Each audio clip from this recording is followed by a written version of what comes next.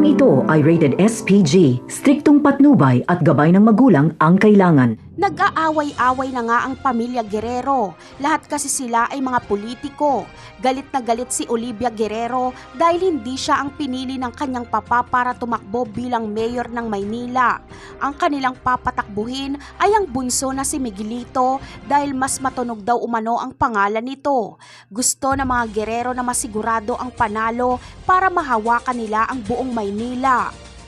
Pero bago ito mangyari ay kailangan nilang banggain ang mga Montenegro. Hindi lang kasi mga politiko itong mga Guerrero dahil may illegal na droga din silang negosyo. Kaya kakumpetensya nila ang mga Montenegro. Kaya Montenegro versus Guerrero ang magaganap laban ng dalawang makapangyarihang pamilya. Dehado sila Ramon dahil mas malawak ang impluensya ng mga Guerrero. Pero pagdating sa puwersa sa laban ay hindi magpapatalo ang mga Montenegro dahil nadoble na ang lakas nila. Sanib puwersa na kasi si Tanggol at Ramon.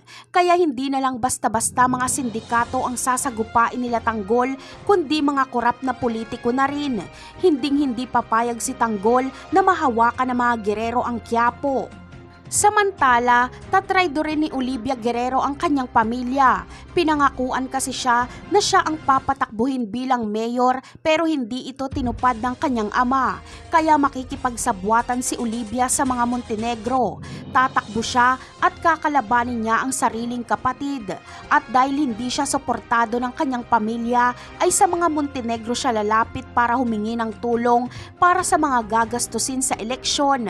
Ang kapalit nito ay proteksyon sa mga negosyo ng mga Montenegro kung sakaling mananalo. Napakarami pa nating dapat abangan sa mga susunod na episode.